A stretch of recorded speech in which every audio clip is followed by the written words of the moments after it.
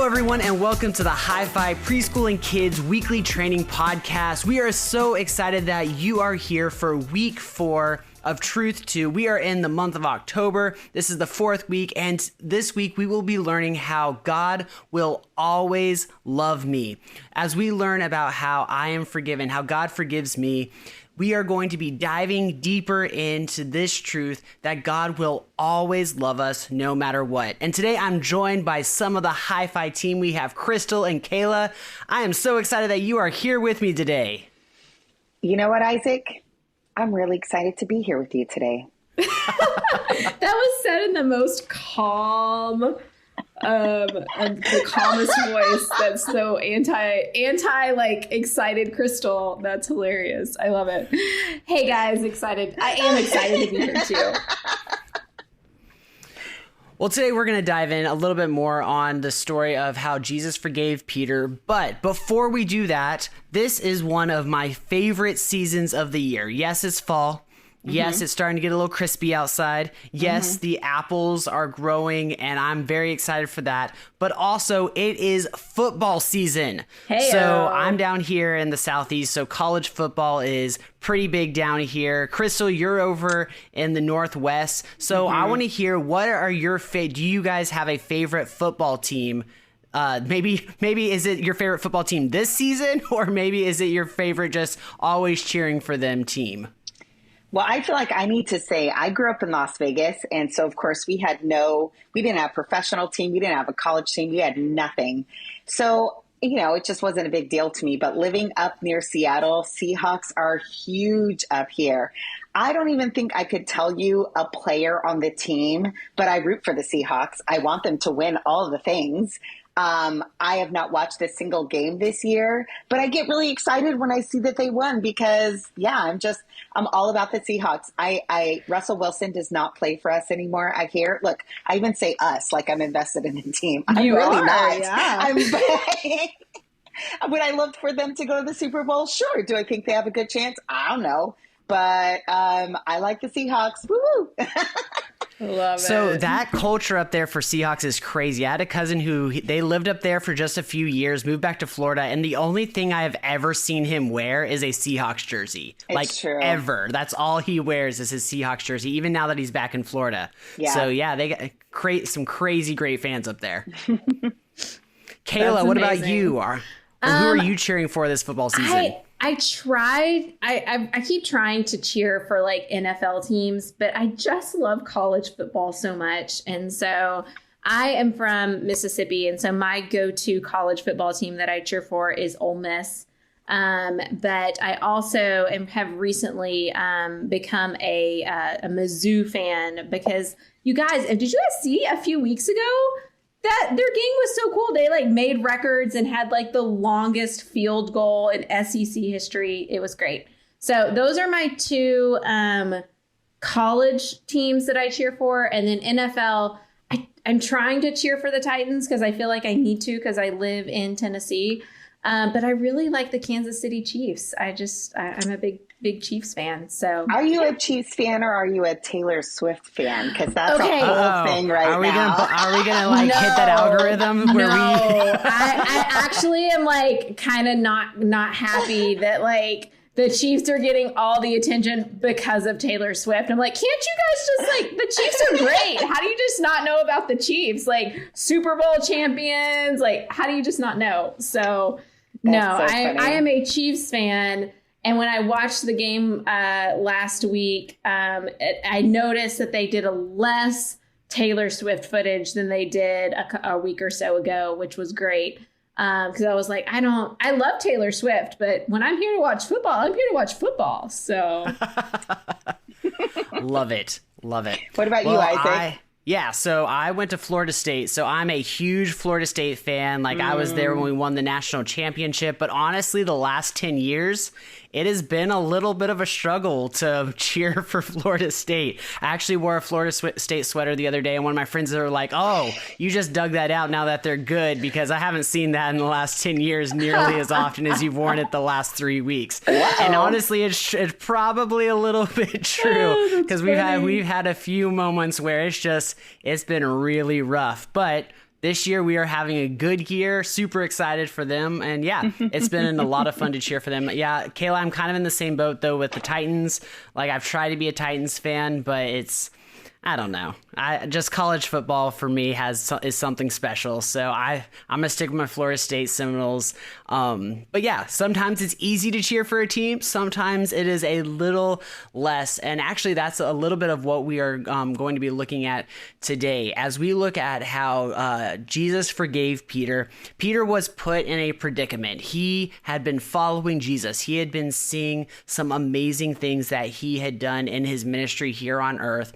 But when the time came to not just be a fair weather fan, but to stick up for Jesus, to stand up for him, even when he was put on trial, Peter denied Jesus. And we see this. And then as we go to John 21, though, we see that redemption of Peter, how Jesus forgave him, not just one time, but he showed his forgiveness 3 times to Peter, and he forgave him for the things that he had done. And so many times we get to share this forgiveness. We get to share this truth with these kids in so many different ways. But I'm really excited to show them that, hey, it didn't matter what Peter had done. It didn't matter that Peter had turned his back on Jesus without Peter even acknowledging it, without Peter even coming to Jesus and saying, Jesus, I'm sorry. No, Jesus was already there ready to forgive Peter in an amazing way. And a lot of times with kids, they have a tendency to categorize their sin as big sin. Sometimes they categorize it as, oh, this is just a little sin. But I want to ask you guys, how can this thinking influence the identity of a child in their day-to-day life, or even as their identity as who they are? Yeah, I'll take that one. I so often go back to this moment that I had with some 5th grade girls, where one of them, great kid, Christian school, Christian parents.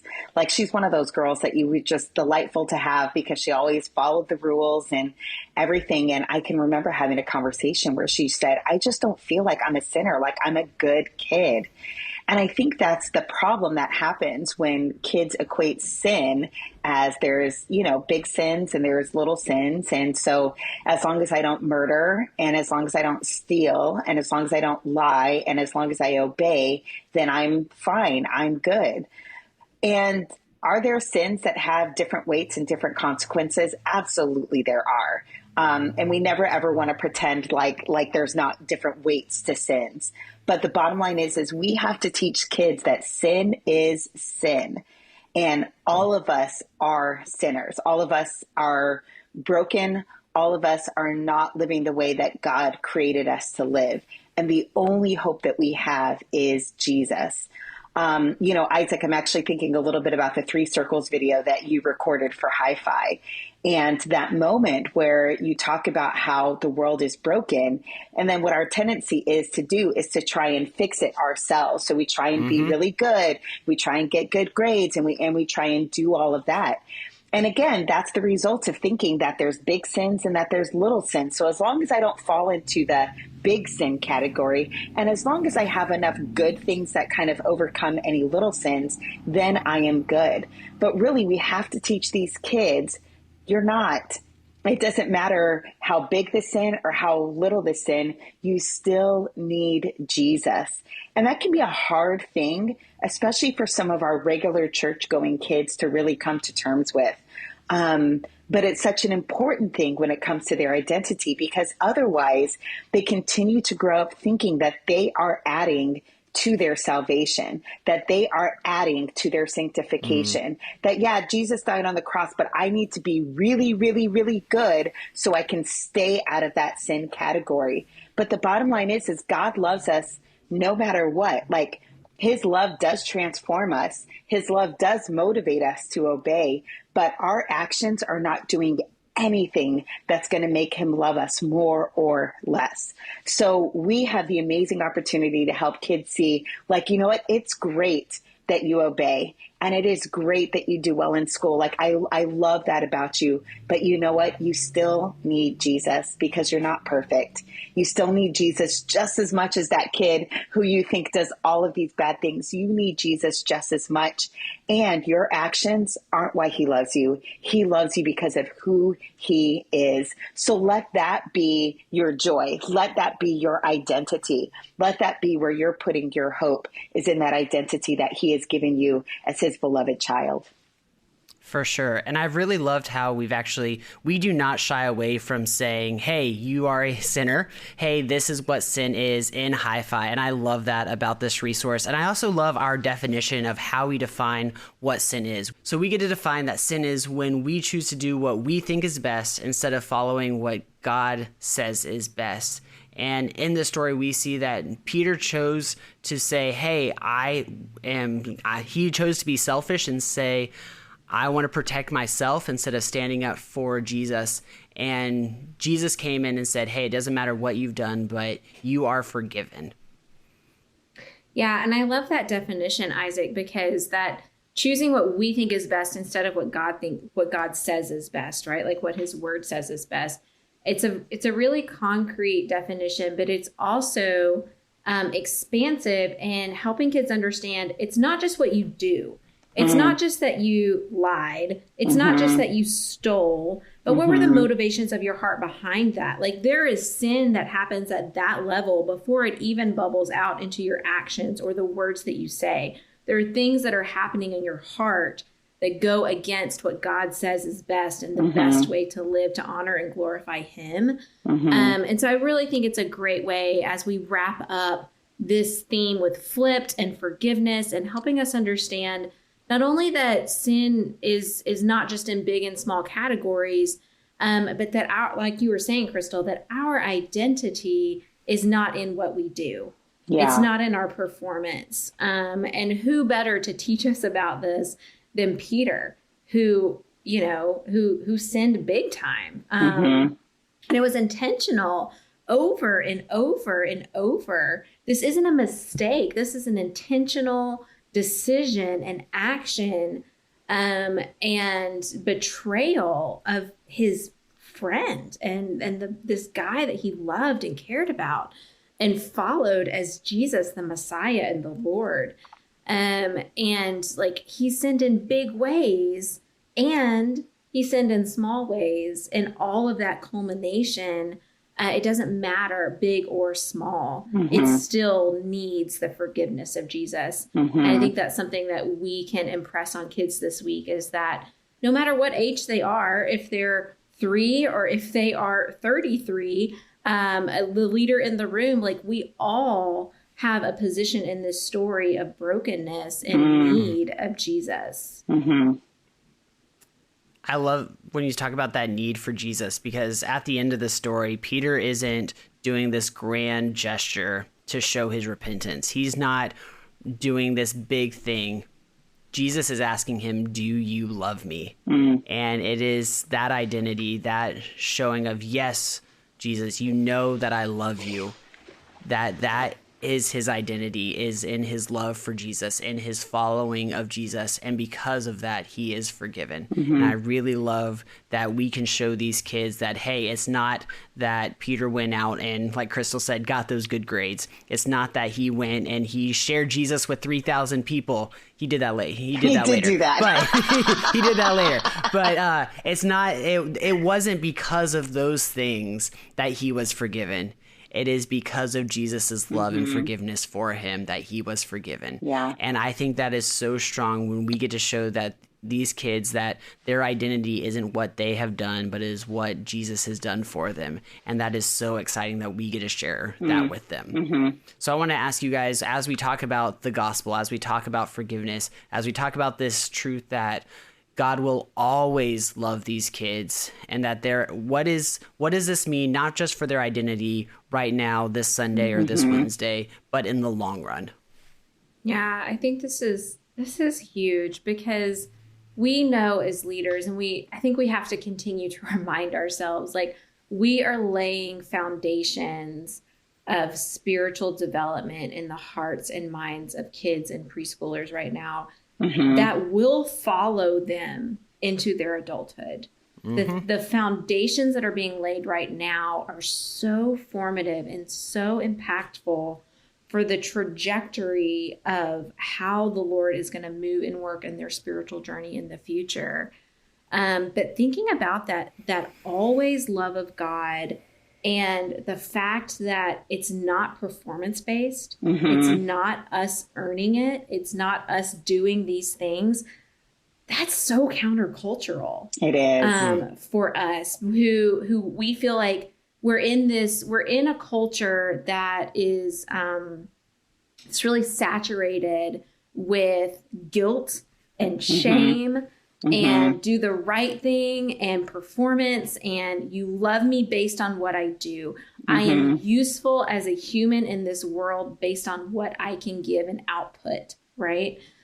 Which is so countercultural to the gospel. That's not at all what the gospel says. It says you are who you are because your value is because God says you're valuable. It's not in what you bring to the table. It's not in what you contribute.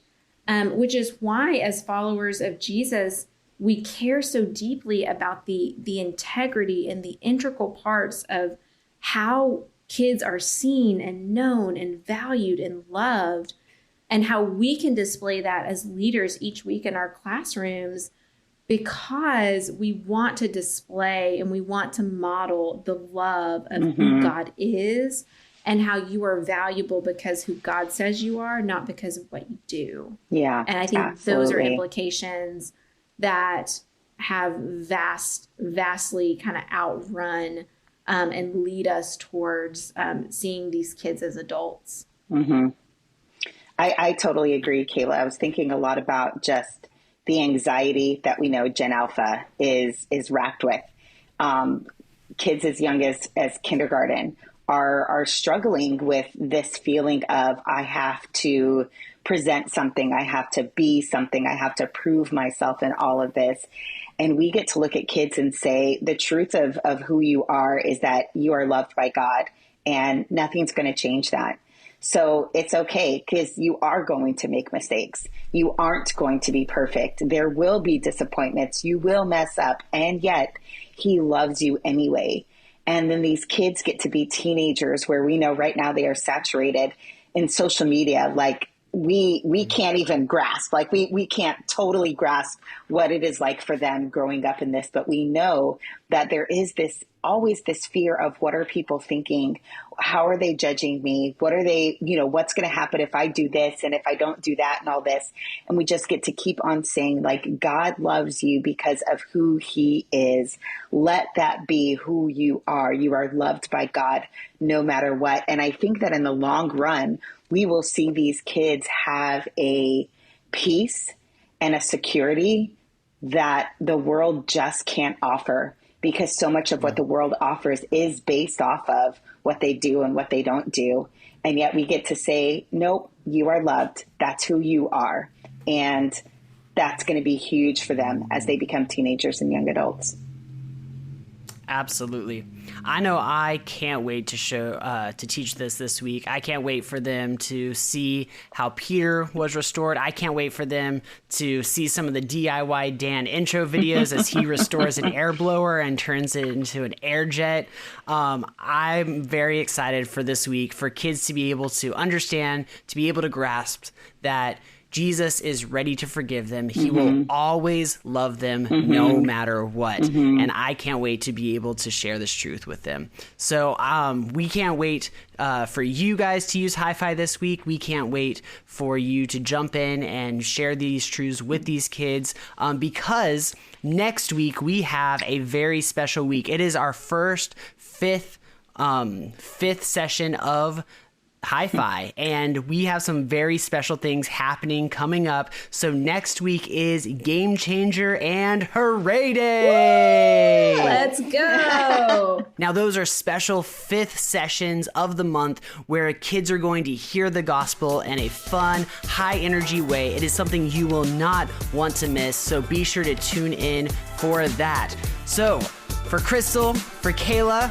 we can't wait to talk to you guys next week. Bye. Bye. See ya.